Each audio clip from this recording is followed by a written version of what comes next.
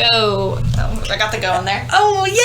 Yay! Hi! We're here. We're back again. We made it to episode 2. Can you believe it? Oh my god, I can't actually. I was a little frightened for us. We have 52 views on our YouTube video, so we're basically famous now, I think. Yeah, and we haven't gotten murdered yet, so we're... Exactly. We're Whoever has been listening to the podcast has not felt so rageful they want to come kill us. Like, oh yeah, you people suck that terribly. I know, some people nowadays... Hello, Mavis. Some people nowadays, they're very much like... I don't know if I would call it like a movement, but definitely people are kind of getting upset with like people who are obsessed with true crime lately because they think it's like... Why? Because it's like insensitive to the victims and their families, and well, I mean, I think there's merit in that, saying that, but I also don't think most people who like are really big into true crime mean anything against the families or the victims. Hello, Mavis. She wants to get up there. Mavis, do you want to get up here, girl? Why aren't you going to see your mom? Because she wants her auntie. Sorry, our mascot's back if you were curious. You might have been able to hear her growling. Pick her up. Let's go. Yes, she does have a little bit of an attitude. Sorry. Yes, I'm happy nobody like that saw our podcast and was like, I'm gonna fucking kill these bitches. I mean, to be fair, I don't know why there's a movement anyways discussing... I wouldn't really call it a movement, but I have heard just like people like, I guess, discussing it in like the true crime community. But I think true crime is fascinating. It just is. If I want to talk about how a family of 3 gets brutally murdered, isn't that kind of my spoiler stuff? Family of 2, thank you. Or 4, technically. Yeah.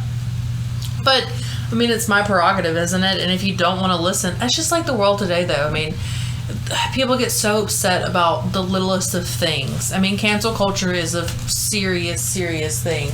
I agree, yeah.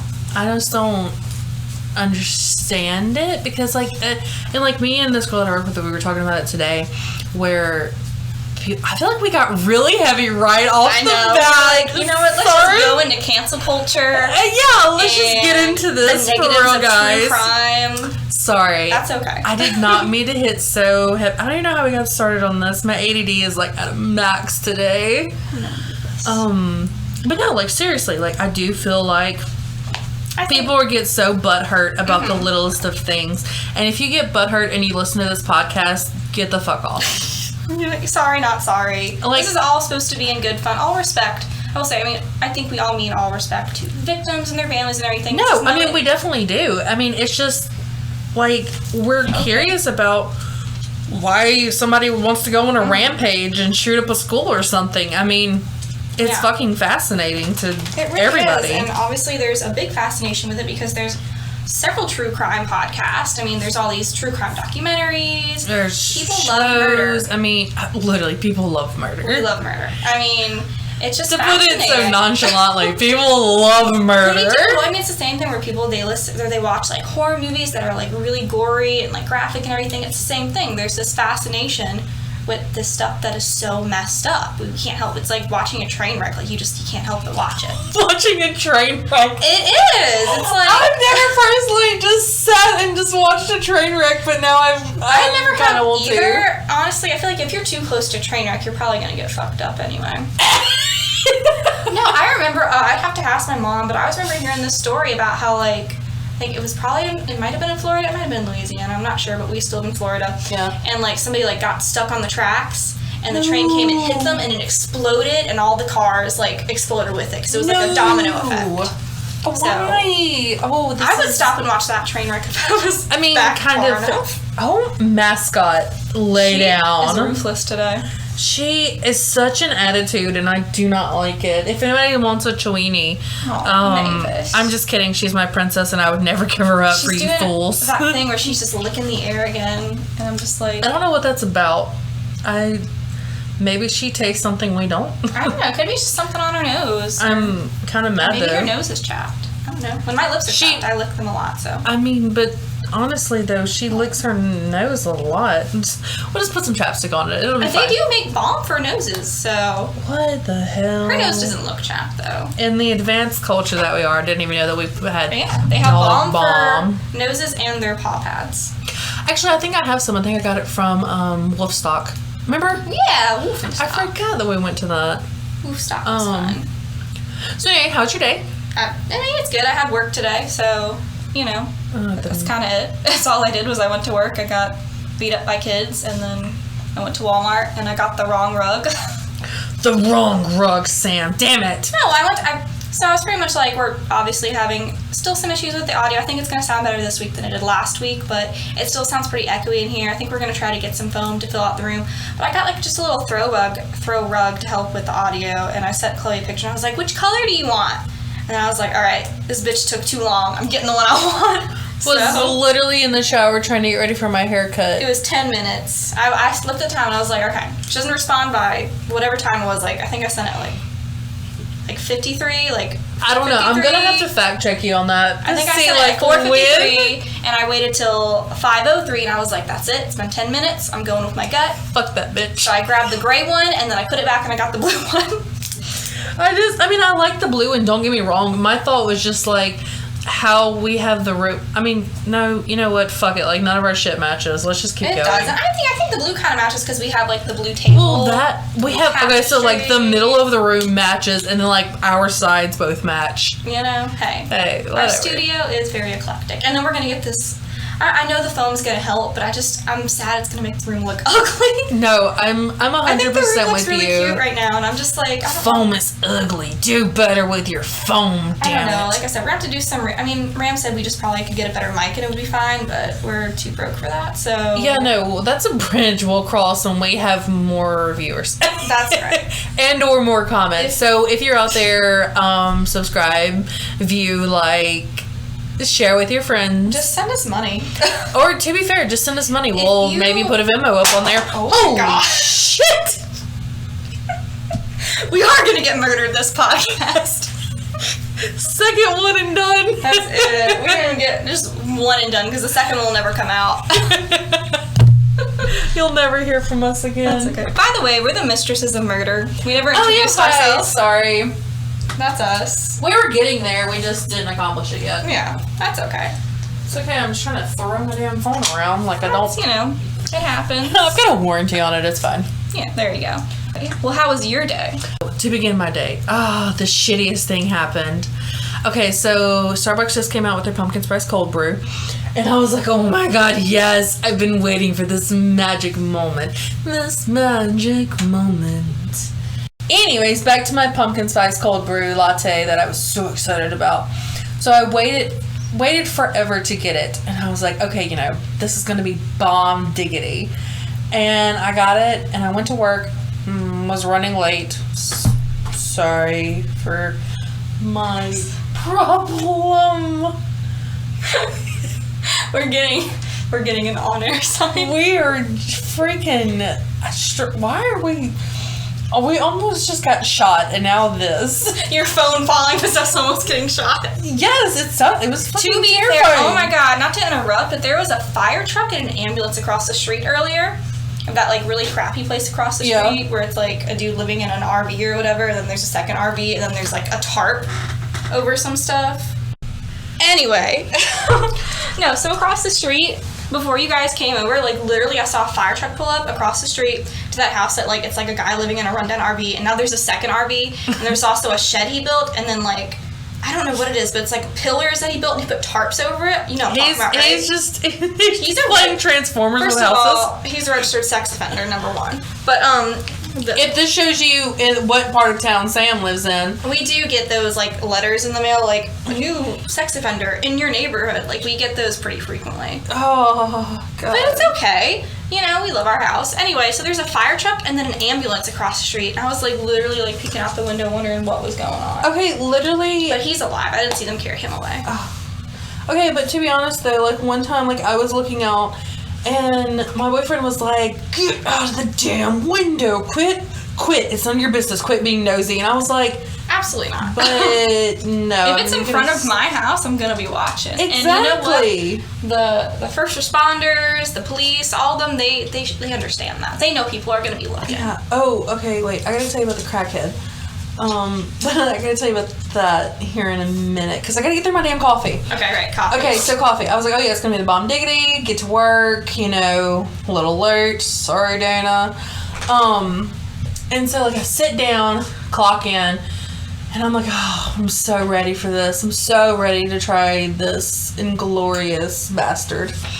And so I taste it. And I'm like, oh, fuck, this is terrible. Oh, no. This is the worst. Because, like, she didn't put, like, enough creamer in it or whatever to make it good. It was just, like, whoa, strong ass too coffee. Too much coffee. Too coffee.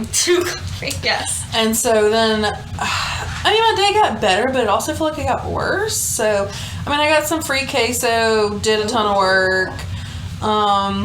What else? So then after work, okay, had to immediately go home and take a shower because I was getting my hair cut. And so then, she's like, hey, let's, because my hair is like super thick. And so she was like, hey, let's try something new. Let's give you an undercut. And I was like, shit, yeah. I was like, I've never had something done like this, you know. I mean, don't get me wrong, I dye my hair all kinds of colors, but never had something done like this. And then we start, and she just steps back and goes, oh no. Oh my God. And I said, the worst things you could hear at a hairdresser. Oh, I said, what happened? She said, your cat is a fox and there's no saving it. And I said, that's okay. I was a mistake. And so I just continued to make mistakes in my life, so I blame it on my parents because I was a mistake. Oh my God. That was irrational. I wasn't planned out. To be fair, it is a cute fox, though. Like, it looks like a good fox. I like foxes. Yeah, no, I told her, I was like, if it's that bad, I'll just take the blame for it. Again, I'm a mistake, so whatever. No. So anyways, that's how my day's been. Just shitty coffee and now a fox on the back here. Shitty coffee, foxes, people. Fuck people, dude. Yeah. Oh my God. Thankfully, I just have to deal with kids. I mean, I do have to deal with people. Not that kids aren't people, but they're... Not the kids. They're just little monsters running around. Yeah, but, you know, just kids. Lots of getting, like, pinched and, like, kids coming up to hug me and then trying to fuck my shit up. Yeah. You know, like, you think they're being really sweet, and it's like, aw, so sweet, they're giving me a hug, and then pinches you with so much force that it causes your arms to bleed kind of stuff. Like, literally, I've got so many scars on my arm just for my job. So... Okay, listen, I just want everybody to know that our mascot is being crazy as shit right now. And she really is. She's been on, like, she was playing with your charger back there, too. She's a menace to society. You should be locked up for your crimes. She's the one who's going to kill us. She just lunged at your face. To be fair. Okay, sit down. Okay. Yeah, good girl. Since it's not 3 a.m, she's not tired, I guess. To be fair, I guess we could have given her another, a hemp treat. You know. Okay, so no, back to the crackhead in my apartment complex. Right. So I get a text from a friend that lives in my apartment complex, and she was like, hey, listen, I hate to bother you, but there is a woman, and I don't know if it's drugs or if it's mental shit, but she is like freaking out. Like, okay, so like at my apartment complex, like the apartments are like centered around the pool, and then like right beside the pool we have a gazebo. And Sam used to live there, so she knows what I'm talking about. What you're talking about. You people don't. The freaking pool is drained, though, so RIP the pool. Yeah. RIP the pool. But there, like, the gazebo, there's, like, a couple tables and chairs and, like, a Coke machine and whatever. Well, this lady has so she's, like, freaking out. She's, like, scratching her face and like that makes me think drugs, banging her head like in her hands and growling and screaming and doing this like all kinds of crazy shit. Mind you, she has a toddler with her like in a stroller. So my friend sends me the video and I watch it and I'm like, holy shit. I was like, call the police because this is like, I don't know what's wrong with her. So the police get there and they check her out.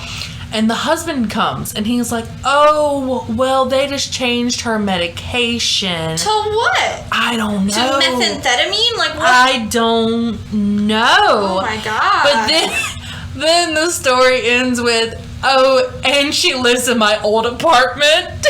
She lives in your old apartment? The one that we used to live. The bedbug one? No, the Chloe's lived in 3 different apartments at this place. Oh, Miss I. Okay, so I know the townhouse that you used to live right next to. Okay. No, I know what you're talking about now. But I went to the bedbug one first. I was like, that would just add insult to injury if she lived in the bedbug apartment. No, that would probably be why she was fucking crazy because bedbugs make you crazy. What? Yes. Hi. Do you know how it feels to be trying to sleep and these things just crittering around you? Fair. Literally, and I think they leave you at PTSD because Ram still is afraid of bed bugs, and he had them years ago. Yeah, no, like burn the whole house down. Like, I mean, y'all had to lose a lot of shit, right? We lost everything from That's so sad. bed to books to, anything furniture. Like, we lost all of it. We had to wash every single piece of clothing we'd have. Like, that's why I'm so insane. Like, whenever we go to stay places, I immediately look, like, under the sheets. Like, Ram does the same thing. He, like, lifts up the mattress and looks at stuff. Like, yeah, because they can hide literally anywhere. And so, just the PSA, if you have bed bugs, burn all your shit and just start over. Yeah. Just be like, you know what? Full. It's time to buy new furniture. If you just want to look at it and just be like, you know what? Fuck the place I'm living. I'm going to just travel to Italy now because that's how. Just leave your life behind. Just get as far away as you possibly can. Because honestly, that's what needs to happen. Lovely. Yeah. So she lived in your old apartment. Does she still live there? Yeah, the police let her go. They have the no trespassing sign on their window, right? No, theirs is the do not disturb. Do not disturb. That's what I meant. Yeah. Yeah. It's like a wooden sign that says "Do not disturb." You hear that? We may or may not be getting murdered at this Either that or it's point. my cat. We have like a baby gate. Oh shit, I forgot about Bruce being here. We have a baby gate and he hops over it and that's what it sounded like, but I was like, I think the boys left, so holy shit, Bruce is a big cat. He can hop over that damn thing? He has no choice. He did try it was yesterday or the day before he tried to like go through them because there's like a wide gap. Yes. And he got stuck and he was like flailing like a fish and I was like, dude, chill out. Oh man. So little Brucifer. He is living his best life right now, by the way. He's so happy the dogs aren't here. Oh, yeah. I figured as much.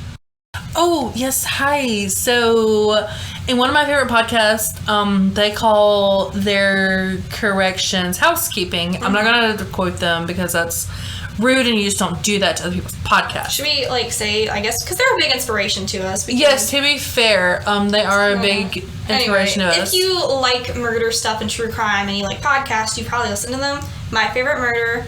Shout out to Karen and Georgia. I don't know why they need a shout out from us, but we're giving it to them. We're giving it to them. Karen and Georgia, if you ever hear this, please shout out us too. Oh, that would be really nice. That would be really cool. There are inspos. But yes, they do housekeeping. I don't think I have any housekeeping from last week, but I also don't remember much. I do, but I was gonna call ours Correction Corner. Ooh, okay. I think they do that too. I swear. Fuck Karen and Georgia. I swear I've heard them say Correction Corner before. Okay. It's possible. Well. To be determined. Corrections. Yeah. TBC, to be corrected. To be corrected. Okay. And the time is now, so. So, my TBC is, so I talked a little bit about Wendigos last week. And Wendigos, actually, after doing a little bit of research, like I should have done in the first place before talking about it. Also, we are not professional, so please don't take anything we say and like run with it. Unless it's about Twilight. Unless it's about Twilight. Sam is a professional and she will take you down. Yeah. But yes, Wendigos in the Native American culture, it's not Wendigos, it's skinwalkers. Mm-hmm. So that is my correction. So every word that I said that was Wendigo, change it with skinwalker. You know, I thought it was weird because when we were like hanging out and I was like, oh, Wendigos or something. And then you're like, oh yeah, they can look like anybody. I was like, no, they can't. Like you said they could like take the form of anybody, and I was like, that's not true. But then I was like, no, Chloe probably knows more than me about this, so I just believed you. Okay, well yes, hi. I watched a lot of Supernatural when I was growing up, and that was just my. Anyway, so that's my correction corner. Because I'm kind of an idiot sometimes. No. I didn't fucking know any better. I like, yes, hey, we should definitely feel like know more about mythical creatures than, or maybe not mythical if you're out here listening to this. Wendigo and or skinwalkers, don't kill us. No, please don't. Yeah. Anyways. Yeah. Do you want to start? You want me to start? Who wants to start?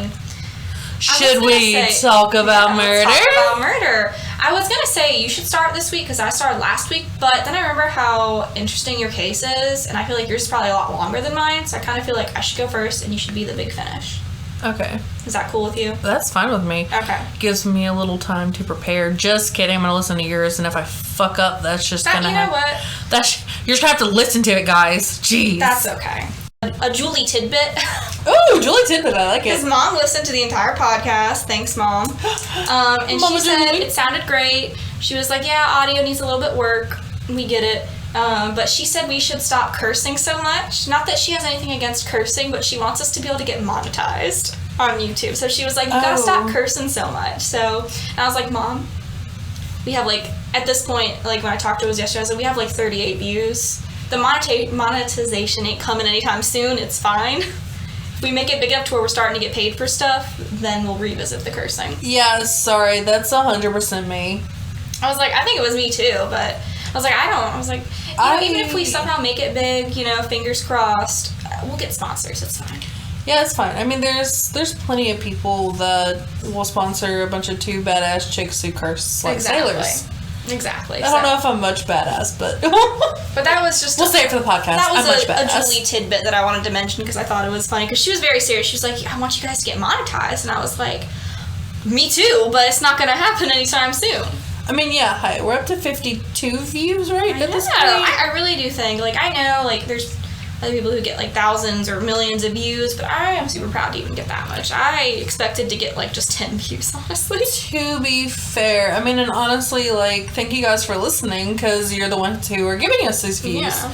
And come back for, hopefully, episode 3, if we don't completely screw this one up. Well, you know what? So far, we're doing better than we did at roller derby, so... To be fair, yeah, we did roller derby for 3 weeks, and we were like, yeah, fuck this. So we're only on week 2. But the amount of commitment and time we put into this is more than roller derby. Yes, I have been doing my research for about a week now, and don't even have all my notes written down. That's okay. But this week's theme is on murders that happened in the areas where we are from. Yes. So that's this week's theme. So let's talk about murder. Let's jump in. All right. So sit tight, hang in, and if you're ready to listen, we're ready to talk. Yep. So I'll start talking. And if anybody who's a skipper, you can tune in now. Yes, right now. Okay. So this week, I guess another kind of Julie. I wouldn't really call it a tidbit, but a Julie advice was whenever I told her we were doing murders that happened in our hometowns and everything, she suggested, that was a tongue twister, anyway, that I do one on this dude named Dakota Michael Theriot, who in 2019 killed some people. And I'll get into who he killed and everything a little bit later. 2019, super fresh. recent. So I guess it's from my hometown area. It's from Livingston Parish. So I don't live there currently anymore, but that's where it happened. That's where I'm from. That's where I grew up for a good part of my life and everything, in the Livingston, East Baton Rouge Parish area. Yeah. Right? And I will say with these, with this murder, I was trying to research last week's murder, I found everything on just one article. It was super easy, and I kind of just bullet pointed it.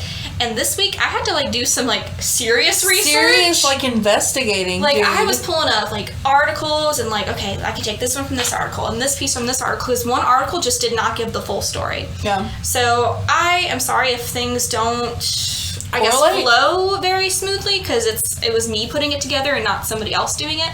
So not that we plagiarize anything in this podcast. No. Credit goes to, I think I got my stuff from CBS, WBRZ, and The Advocate. No, I freaking got mine from this big brain that I have on my head.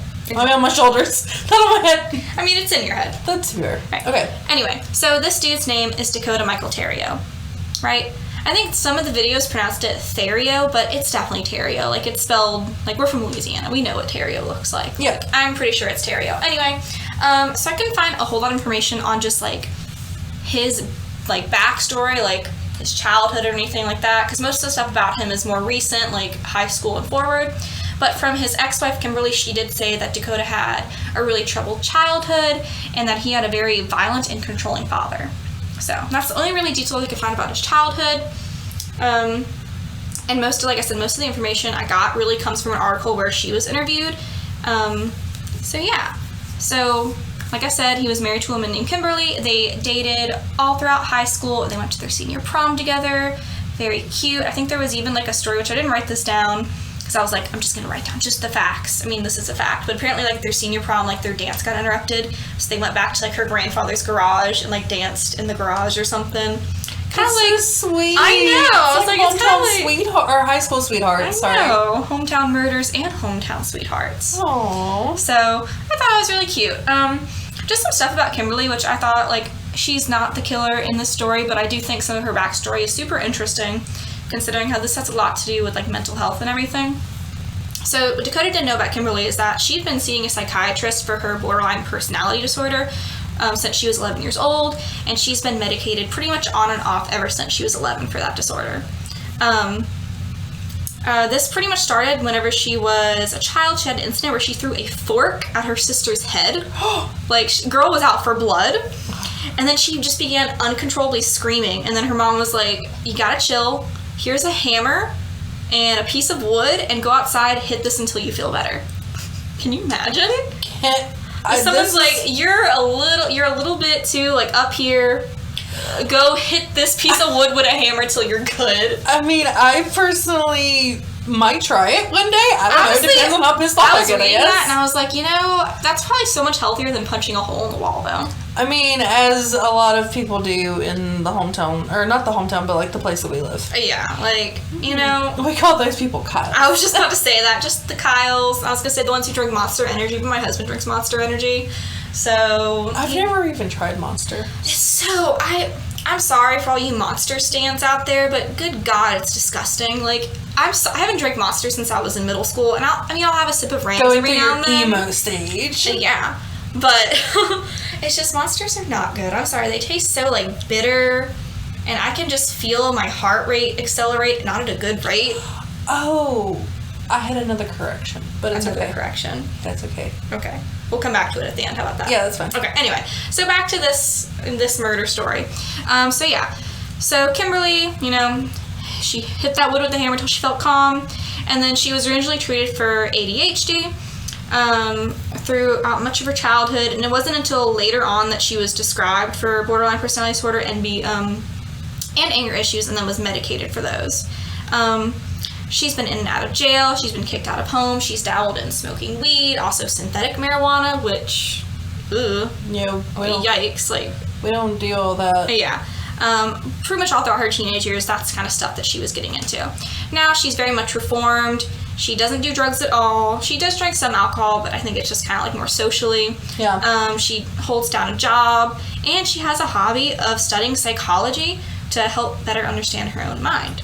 I think is really cool. That's actually really cool. And that's why I really wanted to bring up her stuff, because she's very much like, she wants to get better. She's got some mental health issues, but she wants to get better. She's making those efforts. She's, you know, taking her medication when she can, because the only reason she doesn't take it, like, every single time, or, you know, isn't, like, super consistent with it, is because just her insurance doesn't cover it anymore. She can afford it, which is... Yeah. Super expensive. We're not even going to get into the pharmaceutical companies. Exactly. Literally, that would be a whole podcast by itself. It said her insurance was no longer covering her psychiatrist, and it was $300 for an appointment. Holy shit. Yeah, so she just can't afford that, so that's why she isn't able to be medicated all the time, but she still is making that effort, right? So Kimberly had been with Dakota for about a year, I guess, so when they were in high school, and then that's when she started noticing just some off things about him. It didn't really specify what those off things were. It just said she noticed that he was starting to act strange. Mm-hmm. But I guess it was nothing super big, no red flags that she was like, I got a dip kind of deal. Yeah.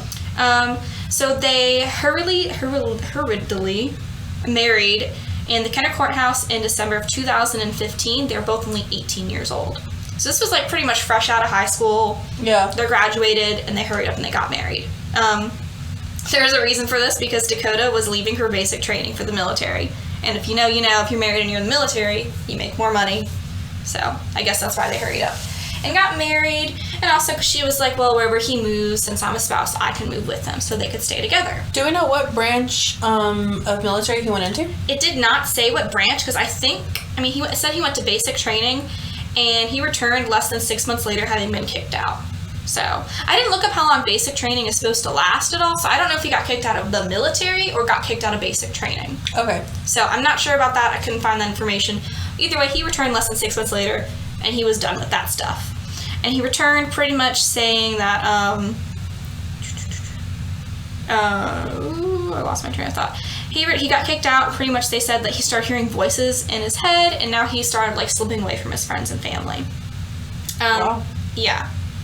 So, also, I would like to mention that Kimberly's family did not approve of the marriage. They pretty much said, like, this is not a good idea. You guys are super young. You're probably going to end up divorced.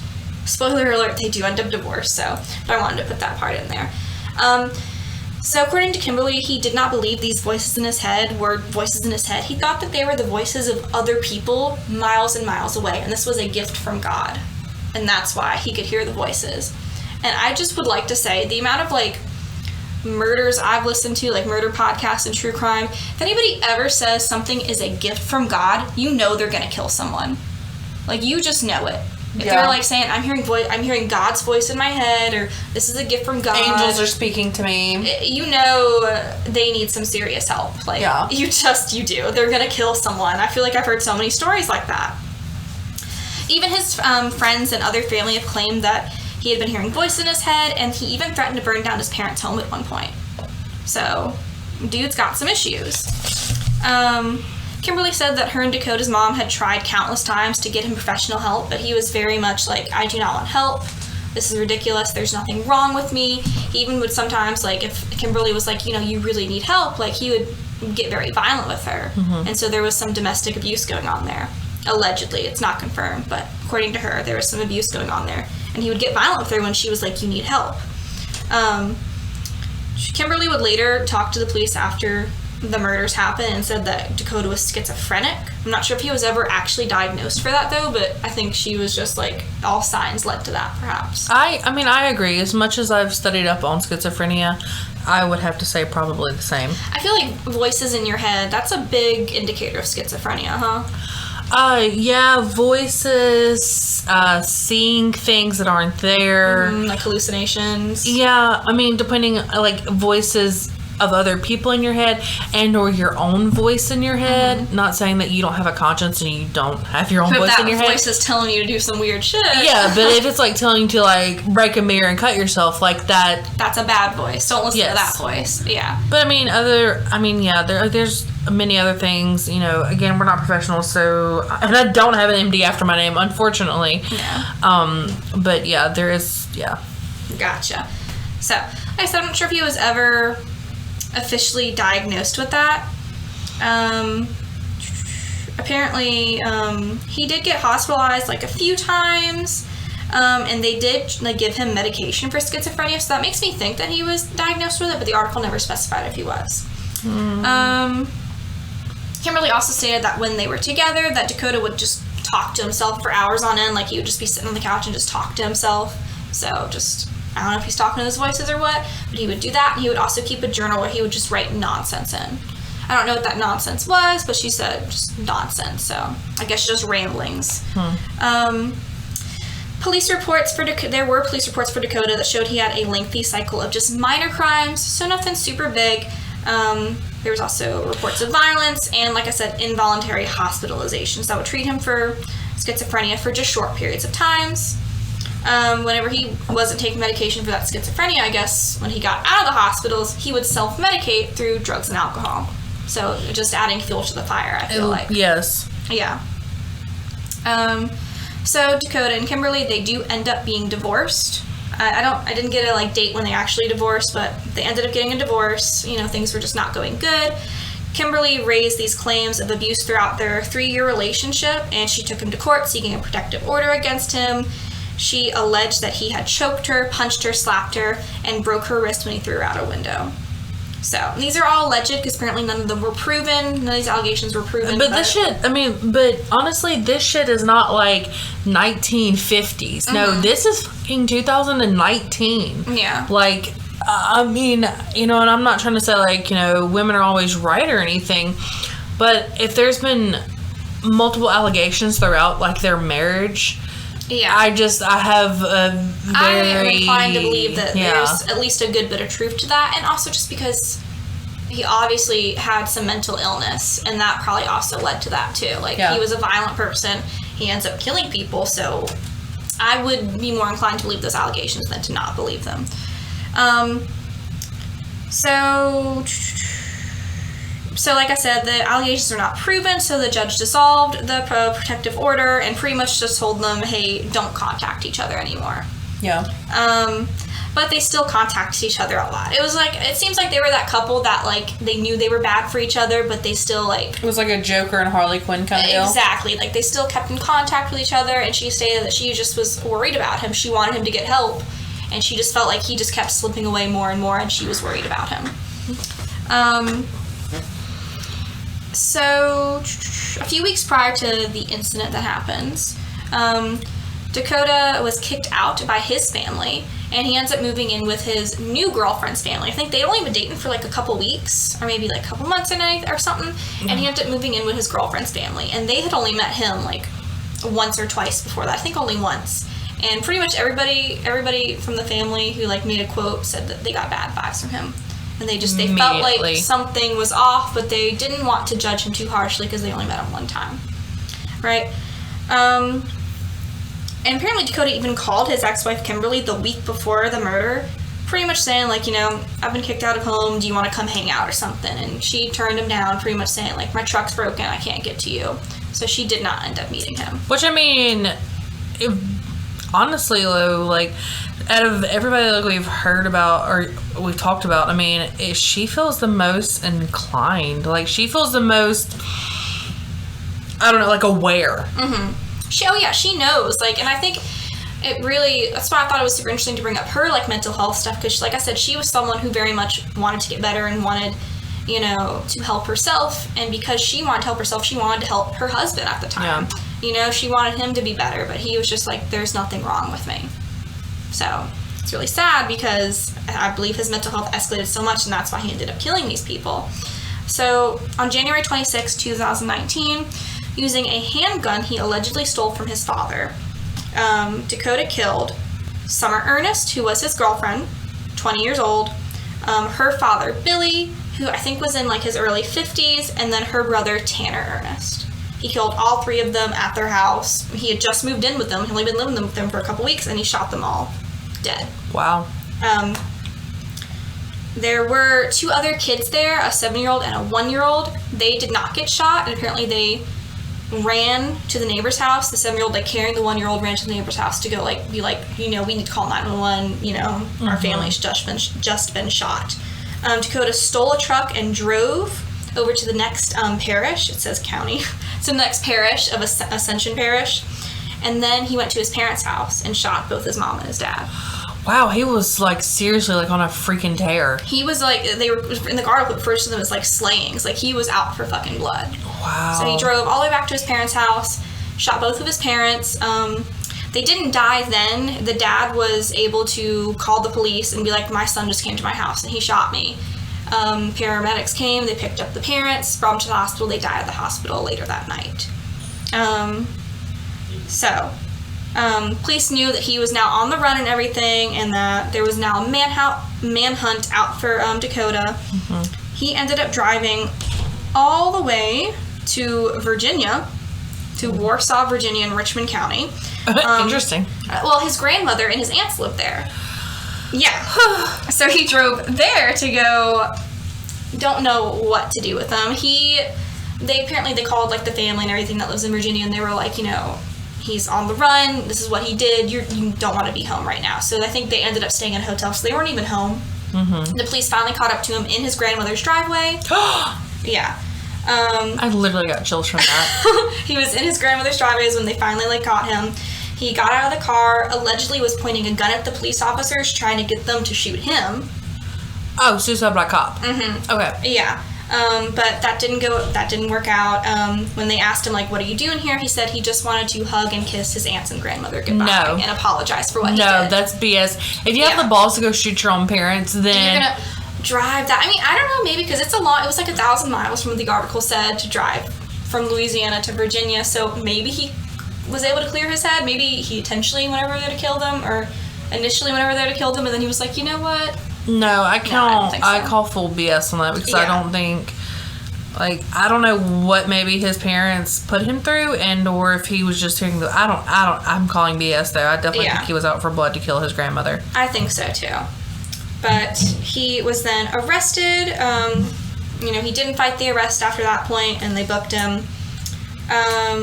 And it was later, like when he was booked, he confessed to the shooting. He said, after his arrest, he said, I did it just in pure cold blood. That was his reason he gave them. Wow. Yeah, so he admitted to it. But then, whenever they're starting to, get lawyers together and everything, and they ask him how he pleads not guilty. But he just admitted to it. I thought you were going to say by reason of insanity. No. Okay. They didn't mention that, but for really, probably. I mean, he obviously has something wrong with him. But, he did plead not guilty. He has not been to trial yet because this happened in 2019, and thanks to COVID, there's been a lot of delays. So he's still just holed up in Angola prison right now. Oh, he's in Angola? He's in Angola, yeah. Oh my goodness. Your guy and my guy know each other. Hey! Maybe they're friends in prison. Hi, shout out to our guys if you ever hear us. My God, no. Just send us a quick email. I just want to know. Some prisoners do have TikTok, so just make a TikTok about it. Well, okay, I'll get into what mine has. His expires in September 1st. So. Anyway, hold on, let me finish this up. Okay. Real quick. So yes, he is still in Angola. His trial is I think they have dates that have been set, but they keep getting pushed out just due to COVID reasons. And prosecutors are filing a motion for the death penalty. Yeah. I mean, he killed 5 people. Yeah, I was going to say he killed 5 people, so I would feel death penalty is warranted in this moment. Yeah, which I didn't even know Louisiana had the death penalty, honestly. I have no idea. I don't know what states have it. I think Florida has it. And that's the only state I know for sure has it. I think Florida also has, and maybe another correction corner next week, but I think Florida also has, what is it when you shoot people? You got me. I don't know what you're trying to say. Whenever a person is tied up and then 5 officers line up and they shoot him. They shoot this person. Like an execution? It's an execution. I cannot think of what it's called right now. I have no idea. It's like a firing something. Like a firing squad? Like a firing squad. Yes, it's a firing squad. That's how you owe death by firing squad? Yes, I think they actually have that in Florida because Florida's just is built different. So is freaking Texas. We border freaking Florida and Texas, and we're just oh yeah. I mean, Louisiana has got some crazy shit too. But yeah, so he is up for the death penalty.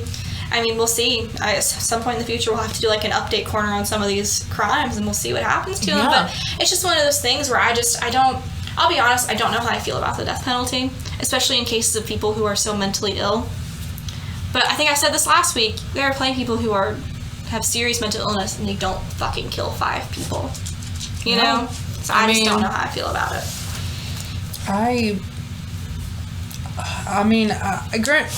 have my own mental illnesses that I deal with, but granted, I'm not schizophrenic. Put that on record, please. But I don't think I would ever just fly off the handles just because.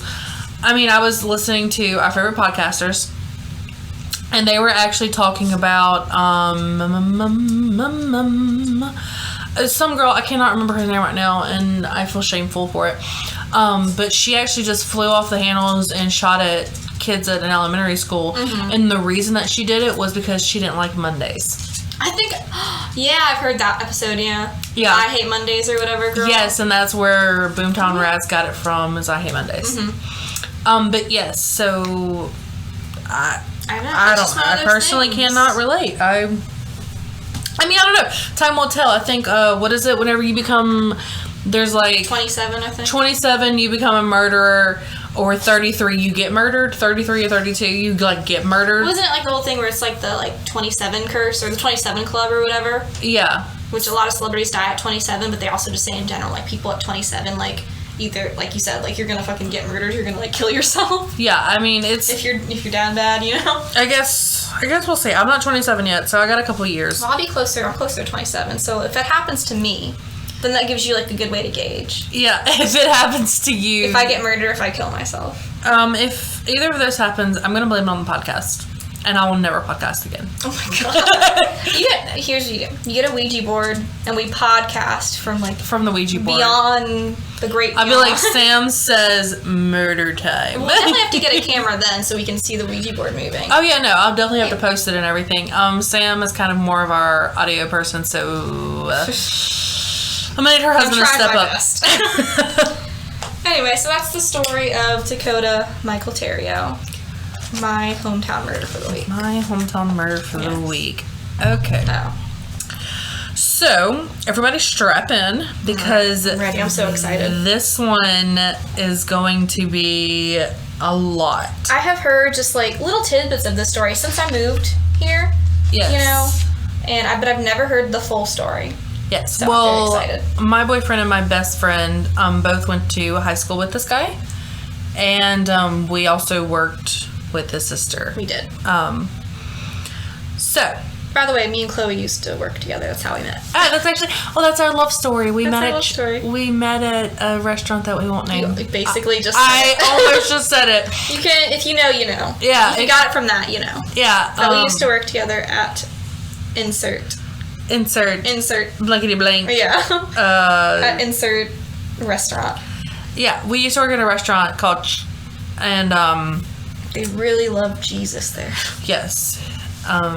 We don't support them on our podcast because they make a ton of money and we're not getting any out of that, so we're not shouting out to them. Anyways, you used to work with her sister. Okay.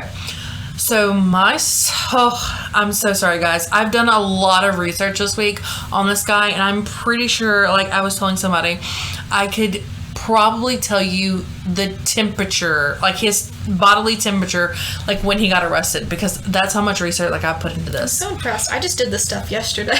Yes, didn't I just tell you that none of my notes are all the way finished? That's okay. Okay. So mine is Dalton Lane Fletcher. He was born in January 6th, which is the day before my birthday. Ooh, happy birthday, Chloe. Thanks. I guess he and I can do a conjoined birthday if he ever gets out of prison. Oh my god. He was born to Johnny and Tammy Fletcher. Mom and dad. He had one sibling. Her name was Ashley. So dad was kind of off his rocker.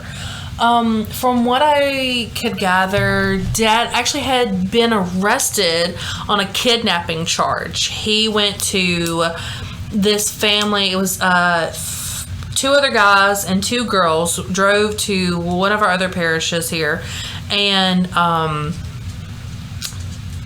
literally banged on this woman's door until they kicked it in, and then, like held the woman down and beat her. Oh my god. And crazy enough though, she ended up dropping the charges. Why? I don't know, but they took her kid at the time, and I don't know, she had dropped the charges, but that's super strange. It gets even weirder. So, I'll get more into John later because he's a lot to take in. The whole family's a lot to take in. I don't even know who I'm kidding. Okay, so Dalton, they described him as very typical, normal dude for the time. He was jockey. I talked to someone who knew him personally. Not personally, but knew of him. Or knew him, had met him and talked to him a couple times. They said that he actually put on like a front of being like a nice guy, quote unquote, and was like super confident about it. Which is why I was like, okay, so he's like sociopathic and narcissistic. I was like, that's just what I feel towards him. Yeah. Dr. Chloe giving another diagnosis. Yes. Hi, MD me. So this happened in Washoe Parish. Specifically West Monroe. It's small towny, but it's not like we have some big things going on for us. But this is where Duck Dynasty is, people. Yeah, right. We're not shouting out that we do not support them either. I really fucking don't. But I mean, it's we're on the up and coming, I'll say. So it's yeah, it's a town. Okay, so okay. I'm so cross-worded, honestly, at this point in my research because I feel some type of way and I don't think I should. But anyways, so he actually had numerous accounts on wanting to kill himself since 7th grade. Jesus Christ. Someone I talked to personally, he told me that in 7th grade, Dalton told him that he was going to go into the woods and shoot himself. Jesus Christ. Kid had some problems. Actually, his sister talks about how she was molested by their step-grandfather. Now, she doesn't know if Dalton himself was, but the step-grandfather, he would actually force Dalton at a very young age to drink a beer, like a whole beer, and then eat dog food. Oh my God. As like a punishment, yes. What the fuck is wrong with people? There's also allegations, and I cannot confirm this because there's no confirmation, honestly, unless he himself says, that his dad actually would beat him. And which gets me into my next point. There actually is, he actually broke his collarbone in March. And then turned around that same school year and broke it again in May. Rebroke it in the same place in May. He said that he was riding a four-wheelers with some friends. The counselor actually noticed he was brought in for questioning. And it was pretty much just that he was riding his four-wheeler. I mean, there was nothing new to the story. Right. But she actually did suspect the parents, specifically the father. Yeah. When questioned, Dalton's made the statement that his dad actually would fight him as a form of punishment. Oh my God! What? How old was he when he was fighting his dad? Can you imagine? He was, I mean, at the age that all of this went down, he was 15. Can you imagine, like, your dad, like, you didn't take the garbage out, put on those fucking boxing gloves, like, yeah, like let's hoe down, throw down. Oh my God. But it's, and see, this is where I get so cross-worded, because it's like I understand why this kid flew off the handle. I mean, I hate to say it, but I do understand. With a lot of these stories, it's like you can see the build-up, right? Yeah. Like, you're like, okay, it's like, what's the last straw? And I mean, it happens. Where are we going to, when? Just when at that point. But pretty much the counselor, I mean, she did do a report on it, but nothing ever came out of it. Yeah. So they were just kind of left on your own. So 2 weeks prior to the event that happened on September 9th, 2010, his mom actually took him to a psychiatrist. Okay. Because his behavior, his mom thought that he was on drugs, and said that he was just having like a lot of problems, like talking back and lying and just being out all the time. So the psychiatrist did a drug test on him. The drug test came back negative of everything, any kind of type of drug. When the psychiatrist like sat him down and talked to him about it, he did say that he didn't deny drinking, but he's been drinking since he was a child, thanks to his grandfather. Yes. So now lovely. There is one other thing. I'm sorry, I forgot to mention it. He had actually been suspended multiple times for fighting, and I think the summer after that summer he did continue drinking. Like it's when it all started. How many, I don't know, like red flags does someone need before somebody gives them their help? Like, you know. But it's so frequent here. I feel like. I really do feel like the South is just not as big on like mental health stuff as like other parts of the no, 100% no. And it's just even like, you know, if you're gay in the South, that's a no-no. Like, yeah.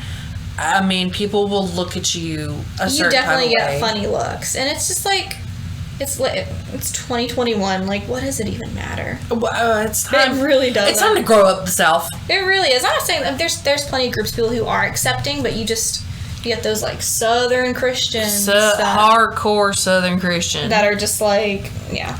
As they say, there's no hate like Christian love. Yeah. I call them sister Christians because that's just exactly how I feel. Yeah.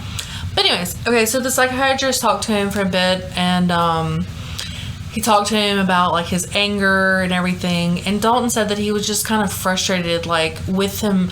He said with himself, but I don't know. I read some of that psychiatrist's notes, but it didn't really give me that much. He did say though that he had talked to him about future plans, and that Dalton seemed to brighten up and wanted to discuss them.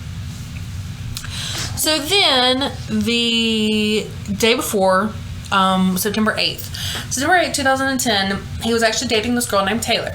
Hannah and Taylor had been off and on for many years. The day, September 8th, they actually broke up that day. But still tried to remain friends. He had actually made different allegations towards Taylor about him wanting to kill himself as well. Dude. So, throughout the years, I mean, it's... Since 7th grade, wanting to kill yourself. 7th grade to what is now 10th grade for him at this point. But again, it's just... Again, with the red flags, like, there were so many, and no one stopped to help. But... we're going to go ahead and go to September 9th. September 9th, his sister Ashley was working at a restaurant that we both worked at. Okay. She was working... She's been working there that long. I didn't know that. I know she doesn't work there anymore, but... Yeah, I didn't know it either, honestly. She had actually was going to Northwestern. I think I might have to fix myself on that later. But it was going to Western for 2 years. Actually just moved back here and was beginning to live with her parents and work at this restaurant. So she was working 4 to close that night. Got off around 10. Right? It really is. 4 to close is a good shift. Anything better is like 6 to close, but it's just not enough hours. Can we just talk about the fact that she got off at 10:45 and we weren't rolling out there till like 11:30 most nights? Okay, I don't know what magic she was performing. What? Oh, never mind. I shouldn't. I was going to ask which one did she work at? She worked with the one with us, I thought. Did she? Well, I wasn't sure if like she transferred after the flood. You know, the flood. Yeah. I don't know. But anyways, so she probably. I'm trying to like put the time frame together, but they're probably about 20 minutes out. So she got off at 10:45. They weren't there till what 11:15. So she gets home. She's like, okay, like I need a shower. So she jumps in the shower. And while she's in the shower, she hears a bang. Oh no. And her phone dropped. Her phone dropped and it scared her. I understand.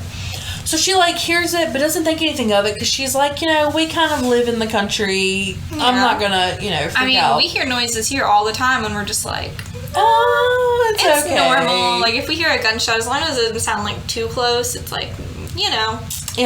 Well, she hears a bang, and so she kind of, like, investigates and, like, listens, but she doesn't hear anything else after that. She's like, okay, continue showering. So then, Dalton was also in the home at this time. The parents were asleep in the bed, because it's 10:45.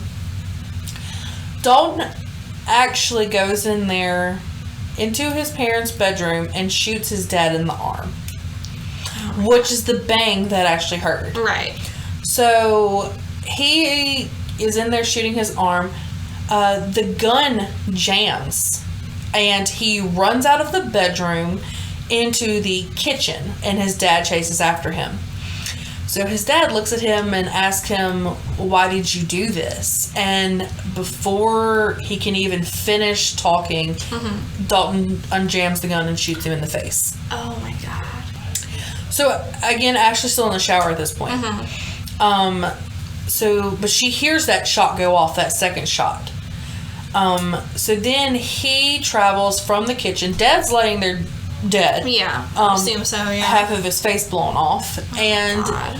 So then he travels into the bedroom where his mom is, and his mom is actually pleading for her life. Because these are things that he's actually said.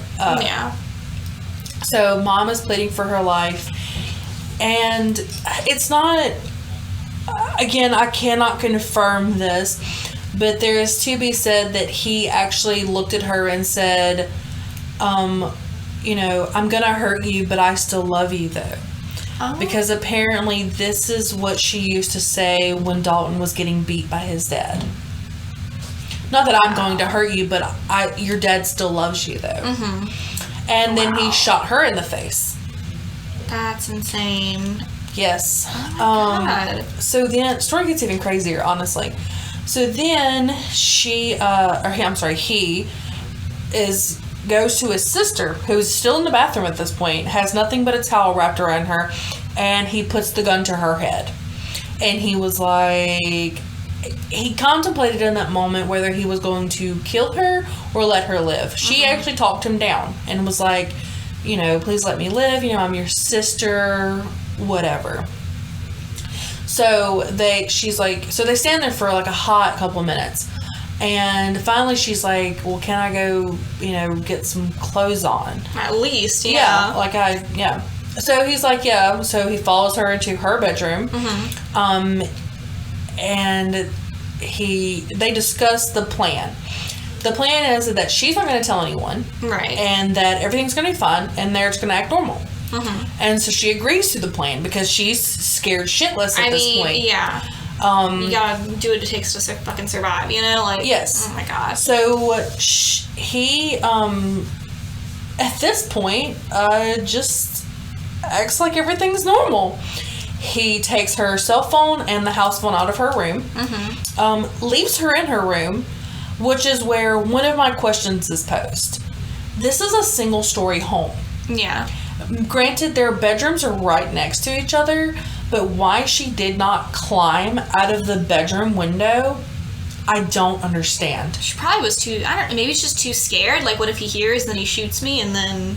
But if that's the case, he also left her computer in her room. Oh, yeah. She should have been like, Facebook message someone, call 911. My brother just killed my fucking parents. Like, yeah. I have a lot of I don't know. Maybe she was going to help him cover it up at first. Like, seriously. I have a lot of problems with how I feel about her because there's a lot of, like, you could have climbed out the window and ran. You could have messaged somebody on Facebook or whatever. You could have made appropriate actions other than just let him sleep. That's so... The only thing I think is just maybe, like, pure shock. Like, I don't even know what to do. I don't know. But, so... Dalton actually calls Taylor after this has happened. That was his ex-girlfriend, right? Yes, but they were like getting back. They were like, well, you'll find out more than friends. He just never. They always were constantly going back and forth with each other. So he calls her and they talk for a really long time. I think until 3 a.m. Did she have any idea what he did, or was he just okay? He never So she says, "I'm sorry." That's so creepy. Imagine like your talking on the phone with someone, like an ex-boyfriend or whoever, and the entire time you have no idea they just fucking shot both their parents. Yes. So she has no idea. They actually just discussed TV shows, normal stuff. They actually talked about going to homecoming together. And she was like, yeah, you know, that sounds good, whatever. So then they hang up. He goes to sleep. Acts like nothing's wrong. He wakes up at 6 that morning. Ashley's still in her room. Did she even sleep that night? I wonder. Like, I don't know. I actually couldn't find that in my research. I looked for that. I'd be like, too scared to sleep, honestly. Yes, I couldn't do it personally, but so he goes to sleep, wakes up at 6, tells Ashley that he's gonna go get in the shower and head to school. He takes the shower. She still doesn't make her move. He comes back after getting his shower and getting dressed. Comes back in there. What? At 7:10, he tells her that he's going to head out and go to school. And... Well, the bodies are just, in the kitchen or whatever? Yes. Dad is still in the living room and Dad's still in the kitchen and Mom's still in the bedroom. Oh, my God. So he says, and he talks to his sister, he said, so you know the plan, right? We're not going to say anything. And she says, yeah, totally.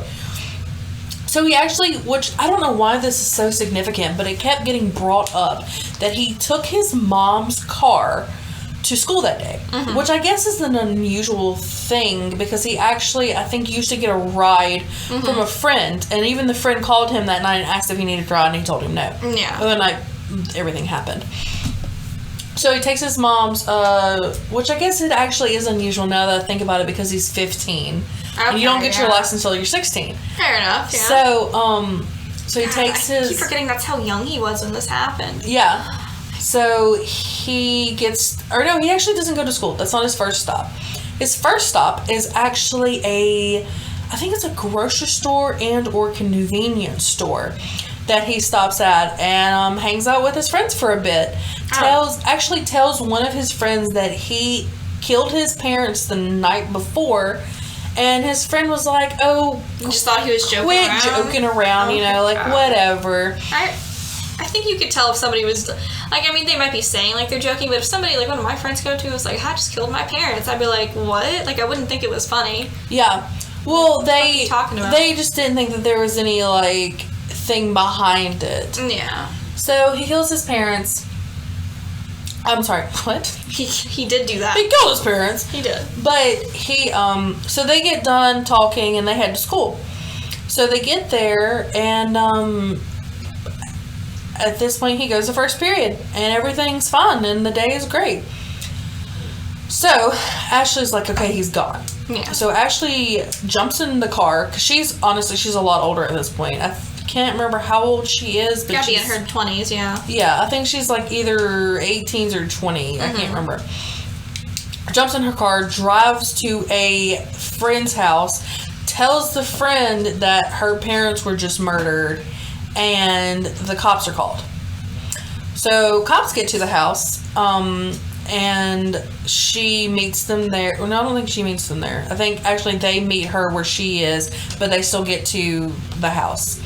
So they actually go into the house, and obviously they see Dad, which actually this is interesting to me. So they enter in through the back door because the back door was unlocked and the front door was locked. So they enter in through the back door, which when they come in through the back door, they immediately hit Dad. Dad actually has a piece of cloth covering his face. Interesting. Very so somebody interesting. covered up his face? Somebody is the weird thing. So it wasn't Ashley or her brother? That's what I don't know. I don't know if it was Ashley, but have to be one of them, right? He's like, I can't look at this. Let me just. Okay, well, here's the thing. You're gonna actually find out further I go that the way that he talks about his parents, if he got the opportunity to do it again, he would. So I honestly don't feel like it was Dalton.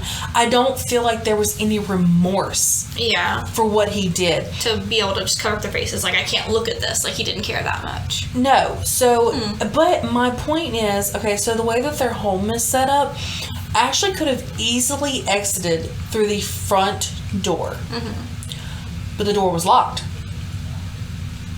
And if your parents are just killed, what is the point in locking up the home? I mean, maybe just out of habit. I mean, out of habit, every time I open or close my door, I lock it. So. But I do. Your parents are just murdered on the ground, and your instinct is to lock the door? I mean, I can't imagine ever going through something like this, but not just calling the cops. So did he still have her phone? Unclear about that. Because I was like, or why not go to your friend's house, or just go to a neighbor's house? Just like, why go all the way to your friend's house and then call the cops instead of just calling them as soon as you get the chance to? I don't know, because actually one of the neighbors is brought in for questioning, and he made it a point to say that it was strange that day that when he woke up to go get his newspaper, that none of the lights were on in the home. There was nothing going on, no movement, nothing, and he thought it was weird, but he just was like, okay, not my business. So then he just moved on. But it's just, the whole circumstance is really strange. But the way that if she did exit through the back door, she would have had to step over her father to exit through the back door. When again, she could have just walked out the front door. So in my eyes, did she put the piece of cloth over his face? And why do you take the time to put that piece of cloth over his face when you should be calling the police? I agree. I mean, I can understand just like, maybe if you called the police there and you were staying at the house and you just didn't want to look at the body, maybe just like, let me just cover it up. Maybe. But at the same time, you shouldn't really, I think any person with a brain cell knows to not mess with a dead body. If you're not involved. Not that I'm saying she's involved. I mean, also, I'm just saying, if they were out in the living room and he was talking to her, and like made her stay in the living room, I could understand doing it then. Yeah. But she was in her room. Which, actually, the map of the home shows that to enter into her room, you have to pass through the parents' room to get to her room. Okay. So... It's really weird. So, but you had to pass by mom to get to your room. It's so weird. Some stuff just doesn't make a whole lot of sense. The pieces do not connect, honestly. Right. But we'll get back to the story. I'm sorry. Yeah, no, you're good. So they get there and they're like, "Holy shit! Like this is serious." So cops immediately are heading to West Washita High School. Yeah. Gotta get the dude. They get in contact with the resource officer, tell him, "Hey, we're on lockdown as of this moment." Right. Whole school locks down. Can you imagine being at school when that happened? Like. Well, also, I mean, I know when I was in high school, it was a freaking joke for it to be in lockdown. Like, we all were laughing and carrying on and whatever. Because lockdowns have never been serious, and the entire time that I was in school, we never went on lockdown. We went on lockdown one time when I was in middle school. We were right across the street from a donut shop, and it got robbed, like an armed robbery. What? No, we didn't go on lockdown. That's right. We did not go on lockdown, but the high school down, like, not even on the same road got on lockdown, but we didn't. We were right across the street from the donut shop. Oh, you little elementary Sam just around. No, we were middle school. We didn't even know this was happening. And then after the fact, he was like, what? The high school went on lockdown, which is, like, a couple roads away. Yeah. And we were literally, like, our, like, bus lot was, like, facing the donut shop. So, fun stuff. Well, I'm glad you didn't get arm robbed. Me too. But anyways, so they immediately get to the high school and they find the mom's car. In the back of the car, they find a rifle. Ooh. And I think it's a handgun. Ooh. With extra ammo in the back of the car. So speculation says that he may have wanted to kill someone, not sure who or what. But I don't know. So they get in contact. They find out who his teacher is. They then have all the kids get in a line and exit the door. He must have known, right? That they were coming for him at this point? If he seems like they're on lockdown. Again, I don't know because there was never anything said about it. I feel like he had to. Like, you had to feel like, okay, something, like, everybody probably knew something's going on, what's going on? And I'm sure he was like, this is it, kind of. Yeah. So everybody starts to exit, and they have 2 police officers on each side of the door, ready to grab him, like, take him out. And, like, no questions asked. Yeah. So actually, they get him, and he super cool, calm, super chill. I mean, collective. Doesn't even. He's pretty much been that way since he did it. Yeah, I mean, he never even. Yeah, that's how. They take him into custody, and I just, again, with the whole mental illness, like, I can't but help feel that there's something going on in his brain. I mean, there has to be. The guy's wanted to commit suicide since he was in 7th grade. You can't be mentally well and be like that for so many years, you know? Well, so they take him into custody, and immediately he's charged with 2 counts of second-degree murder. Right. His bail is set as $250,000. $250,000. That's a lot. Yes. They're trying to get it reduced. He actually enters a plea of not guilty by reason of insanity. Ah, there it is. Yes. Take it to court. It's denied in court. Well, it's like, you can tell when people are professionals with this stuff to tell, like, who is truly insane and who is not. And pretty much, if anything, I don't know if this was considered premeditated, but I know if it's premeditated murder, like, you cannot be, like, you can't take the insanity plea, from my understanding. That's because you were sane enough that you planned it out. Yes. So bond is set. $250,000 insanity plea denied in court. So he actually gets 2. So it's actually, they could not do court here because there had been so many newspaper articles printed at that point. Oh, yeah, because you have to have, what is it called, like an impartial jury? Yes.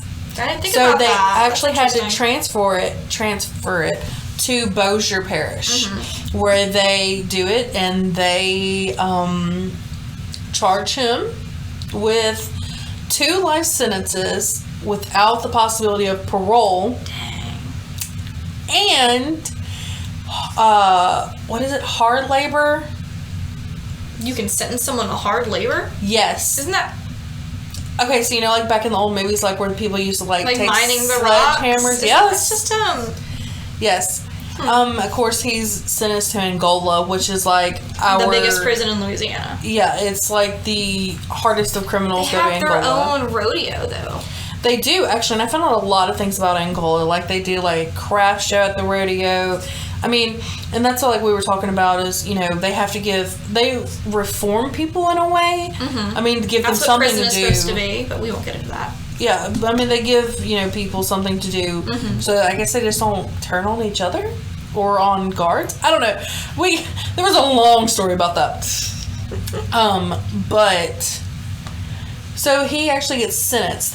But here's a lot of things that happen. Let me lean back into my therapy position because honestly, I have a lot to unload. Let's analyze this. So the whole Ashley thing still bothers me. Honestly, because I even thought that before, like I started reading up on this murder and discussing things with her. I seriously I can't wrap my hand around the fact that there's just some things that don't really add up. No. Yeah.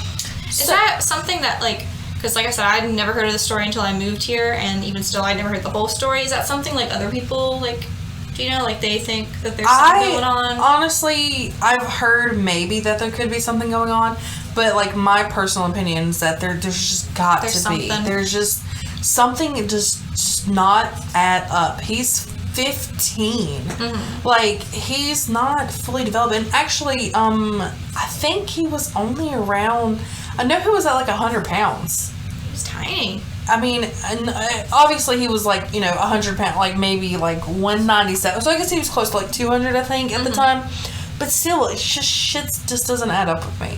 I cannot find if he was actually on any medication at the time of his arrest. Right. I think that he was on some. I mean, he went to a psychiatrist from what you said, so. Yes. I think he was on some. I could not find out what medications he was on. Right. So, here's where shit gets sticky. Oh, there's more. There is more. So, actually, at the same night, and I won't mention his name only because I know some people who know him personally. I think I remember you telling me a little bit about this. But this kid who was also in the same grade, who is also, yes, he was in the same grade, I'm sorry, actually kills himself the same night that all of this is going on. Yeah, I think I remember you telling me about this. Yes, and I, from a friend, have heard that he killed himself with the same type of gun that Dalton killed his parents with. What? And coincidence. Oh, the story gets even better. There's more. Killed himself with the same type of gun. There was blood in the sink where he killed himself. And that the gun was laying a few feet away from him. So how do they reckon he killed himself then? Where was did it say where did he shoot himself exactly? Cause in the head. If it was in the head, how can the gun be a few feet away from him? It was a shotgun. Okay. Or a rifle or something. I guess. Some long-barreled gun. I don't know enough about the logistics of that, but still. Okay, logistically, there's no way that you can pull a trigger on something. You gotta do it like your foot. Like a toe or something. Yeah. Now, granted, if it just fell beside him, that could make sense. Right. But a few feet away, and granted, this is all hearsay. This is not 100% fact. I could not find any information out on this poor child. But there is speculation that maybe Dalton did it. But actually, I mean, from what it is confirmed to be, is a suicide. Right. So I feel some type of way about that, and so does the source that I got it from, they definitely feel very strongly that this could have been done by Dalton. If it's not, it's a very weird coincidence. Very, very strange same night, coincidence. Blood in the sink? Yeah. That's super weird. Yeah, there's so many inconsistencies with this entire case. Of course, obviously the suicide wasn't a part of this case, but it was on the same freaking night. Like, Did Dalton know this guy? Yes, they were in school together. From what his girlfriend said, that they didn't know each other, that they just kind of said hi to each other in passing. I do also know from a source that the same day he went to school after shooting his parents, he was giving everyone high fives. Dude. And was just happy as can be. He was so mentally gone. Yes. There's no way. So, this gets to where I'm going, actually. So, in April of 2012, he wrote a letter to... I'm sorry, I'm getting ahead of myself. In February of 2012, he actually tried to appeal his case, and they denied him. Because he said that they did take into consideration how old he was, which he was charged. Was young, yeah. He was charged as an adult because it's a gruesome crime. Yeah. And they do think it was premeditated. So that's why he got what he got. But in April of 2012, he supposedly sent a letter, and I do have the letter, which is cool if you actually want to read all of it. I will read that later. He actually sent a letter to this woman that he was... It just says a letter to a female inmate. That he said... let me get there. The last thing my dad asked me, the last thing that he ever said was, "Son, why did you shoot me?" His voice wasn't even mad. He was hurt. I hurt his feelings, you see. I wish I had that moment back because I want to be able to see that hurt in his eyes 10 times over and more. Dude. It went by too fast for me. I want to explain to him that the way he feels, I felt the same way when he beat me and when he rejected me as a son. And when he continued to tell me that I'm a piece of shit or that I'm worthless. But when I had that gun on him, he knew that I had all the power in this fight instead of the other way around. It felt so good to have the power. I tortured my sister that night, not physically, but mentally. I was going to go back and kill her later, but I didn't get the chance to because I was arrested. And he also talks about in the same letter about how he's thinking about putting her down as someone to visit. And he talks about how, so then he can kill her at visitation. Oh my God. Yes, and that he doesn't think he'd be able to get away with it. Yeah, no shit. So, then he talks about how, he says, I think about killing my family all the time. Have you ever seen someone dead? I'm not talking about at a funeral. I'm talking about blood everywhere. I shot my dad in the top lip and nose, and he fell. I shot my mom. I saw her fucking face come off. I shot her behind the ear and everything... I shot her behind the ear and everything under her nose was blown off. The bone fragments from her jaw and teeth came off so fast and went behind her in pieces. Into the bedposts and the bedding and everything. Oh God. Pieces. I'm sorry. I saw her fucking face on the floor with all the blood. I wish I could have made that last longer too. I wanted to look at her and tell her that nobody's going to save her and that there is nothing I could do, and then say, but I still love you. What? Does that all sound familiar? I wonder who said those things. Oh, wow. There's a lot more. That's intense. There's a lot more to the letter, and it also talks about how when he was younger, he would kill animals for fun. Oh. Just to see. There it is. And so, actually, they asked him why he did it. And the reason that he did it was because he wanted to know what it felt like to kill someone. Jesus Christ. I mean, granted, this all led up because of, apparently the beatings and nothing that can't be confirmed. Yeah. But, yeah, and that is the story of Dalton Lane Fletcher. That's insane. I can't believe I've lived here all these years and really have never heard that story. Yeah, and this was in 2010. No, there's a lot more to it, but we honestly don't even have time to get on to it.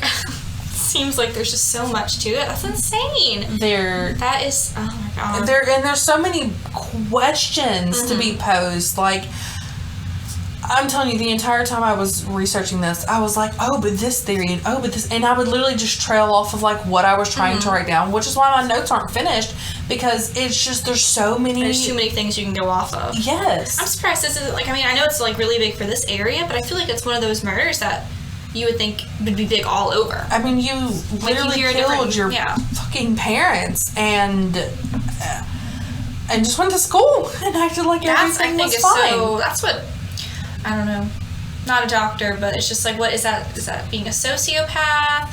What's the other one? There's sociopath, and then there's... Oh, sociopath, most definitely. But there's another one. What's the other one? It's like, you could be a sociopath or you could be a psychopath. I don't know the difference. But I think sociopath, you act more normal. With psychopath, you can't control that. Like, you're just that fucking creepy or weird or whatever. Just to be able to kill someone and then just be able to go to school the next day, especially killing both your parents. Yeah. Whoa. And then he also talks about, he thought about killing himself the next day or the day that he went to school and everything. Like, after school, he thought about killing himself. There's also what he said in there, like, he was going to kill his sister after he got out of school. I mean, I just don't know what was running through his head. Like, oh, this is a normal day. Let me step over my dead father's body to go to school. That is so creepy. Yeah. What a good story. I know. It's a terrible, tragic story, but I can't believe I've never heard it. But the good story for what we do on this podcast. We love learning about murder, and that was a super interesting story. Yeah, and there's a lot of notes that Sam and I can look at. Sorry, you guys have to, get on our level. Yeah. If you want to look at them, though, nothing is sealed at the courthouse in Washoe Parish. So you can actually look anybody could just ask to see that stuff? Yeah. That's you crazy. Can pull it up on... Actually, you can pull it up... We can pull it up on the computer right now and look at it. Don't you love it when stuff is just public knowledge? Public knowledge at its finest. That's crazy. So... Well, all right then. Yeah, that was what do we call it? Hometown homicides, or home is where the homicide is. Some pretty intense stuff. Which, my murder, I was not even really living there when it happened. I just thought it was an interesting one that I can't even think of any murders that really happened whenever I was still living at home. Well, this one happened. I mean, they were in high school, and you said it was 2010, right? Yes. So I was in middle school. Yeah. When all this was going on. Probably just getting into high school. But the update on him is he is 27 now. He is 27. 27. He is still in prison in Angola. Probably for the best. And he has a dating profile. No. Yes, he does. It expires on September... It expires? Yes, it expires on September 1st of this year. Is there a website for dating inmates? Yes, there is. And he is on it? This? Yes. And it expires? Why does it have an expiration date? I don't know. Maybe you have to pay for it. I don't... What is the merit? I don't know. If you would date an inmate, please tell us why. Yes, but he talks about how now he is remorseful for killing his parents. He's a Capricorn. I'm telling you right now, do not. If you're going to date someone who's in prison, do not date someone who killed their parents. Don't date someone who killed anyone unless it was accidental or something. Come on. Yeah, if they start showing signs, if they tell you they used to kill animals for fun, walk the fuck away. This is not your time to go. I just don't. A dating profile. Also, he's probably.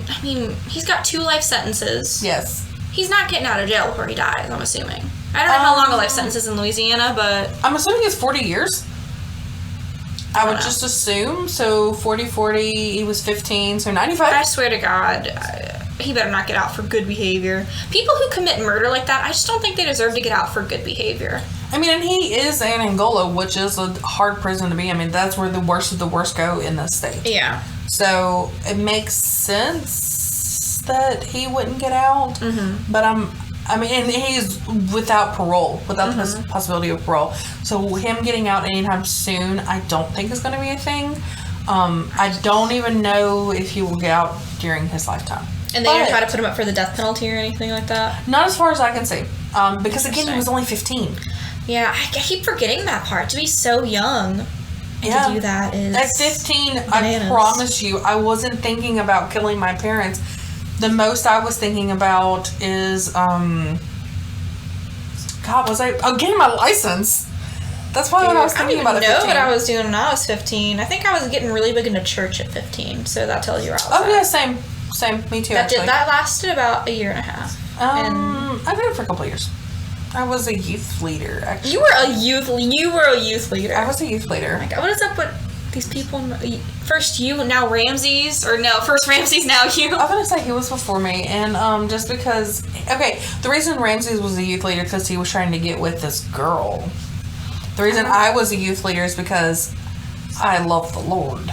I mean, granted, my first boyfriend gave me a promise ring, and yes, Carol, I'm talking about you. I swear you threw it away, and we'll talk about that. She threw it away? Allegedly. And she's a Wendigo. But no, like, I asked her about it a couple weeks ago, and I was like, I just gotta know, Mom. Like, did you throw this away? She said, I don't even know what you're talking about. I said, well, I'm really pissed off because that ring was a beautiful ring. Oh my God. But I have never had any guy give me a promise ring, but I feel like I have a controversial opinion on promise rings. Oh, okay, I'll say this. If you're a kid and it's a promise ring, fine. Yes. If you're an adult and someone gives you a promise ring, I think that... Okay, well, that was... Okay, what do you consider a kid? Because I was 17. I mean, out of high school, obviously. Okay, no, I was still in high school. If you're still in high school and it's a promise ring, I understand that because it's like... You want to commit to someone, but you're still in high school, so... Also, yes, if the boy who gave me that promise ring ever listens to this... Send it back. Send me another one. No, I fucking hate you. And if you were to be in a ditch one day, I wouldn't even give you a second. I wouldn't even look at you. I would just keep walking and mind my business because that's where you deserve to be. Nice. I'm serious. That's how angry he makes me. Sorry. We might have to edit the part out. No, it's fine. I dated a guy one time. He was in the Air Force, and then we broke up after 2 months, and then a month later he got married. Isn't that crazy? I remember seeing that. And then I don't know if I should say this. No, it's fine. We're here. We're doing this. So we broke up. So we dated for about 2 months. He broke up with me the week after Valentine's Day. Asshole. I met him on Plenty of Fish. Oh! I met him on Plenty of Fish. And a really big problem was that after we started officially dating, I would go back on Plenty of Fish to see if he was still on, and he was. So I know it's kind of I was getting on to check if he was on, and I asked him, I was like, so why are you still on there? And he was like, why are you checking up on me? And we broke up the week after Valentine's Day. And I saw literally just a couple weeks later he started dating someone else. So I went back on Plenty of Fish to see if he was on there, and he was. So I tried to catfish him. And I almost did. Okay, yeah, we might have to edit the part out. I guess Sarah just sounds crazy at this point. And I was a little bit crazy. I just was So, honestly, did you catfish him, though? That's what we all want to know. Almost. I pretty much made a fake profile and I talked to him. And I kind of set it up do you want to be friends with benefits? And he was like, well, I'm kind of seeing someone. And we talked for a little bit. And then, he was dating someone new, not me. But still, he said he was seeing someone. So he was like, I don't know if I can do that. And I was like, no, it's okay. And so we talked for a little bit. And he was like, I'm kind of interested in that offer. And I was like, really? I don't remember what happened after that. Nothing happened, but... Still... I wanted, I guess, the vindication. Yeah, no. And then, literally a month later, he got married. And I'm pretty sure they had a kid not too long after that, too. And I was like, Jesus Christ. And, when we first started dating, I guess this is just people in the military. After, a month, he was like, you should move in. And I was like, well, I'm in school. And he was like, you could commute. And I was like, no, let's wait till we're dating a little bit longer. And I'm just like, I think he was serious. I always just took it as him, just kind of being playful. I think he was serious. Yeah, no, he was trying to wife you up real quick. He was a rebound, to be fair, because I'd just gotten out of a 3-year relationship, and then 2 months later I started dating him. Yeah, no, he was trying to wife you up.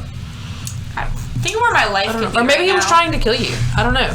We would never have this podcast. I don't think he's killed anyone yet, but Oh, well, is he 27 yet? He was a couple years older than me. Oh, I was 19 when we started dating, and he was like 23. Oh, okay, well, that's not bad. That's not that bad, but I think an age thing was a big part of it, because he was like, I mentioned my age one time, and he was like, you really shouldn't talk about your age in front of my friends, and I was just like, oh. It was... Okay, fuck you. There's a lot to unpack in that relationship. Yeah, we weren't ready for that. I'm happily married now, so it's all good. Yeah, so fuck you too, military guy. Air Force. Air Force. Oh, God. Yes. Somebody named Christopher Christopher who listened to this podcast. Yes, I. All right. Sorry.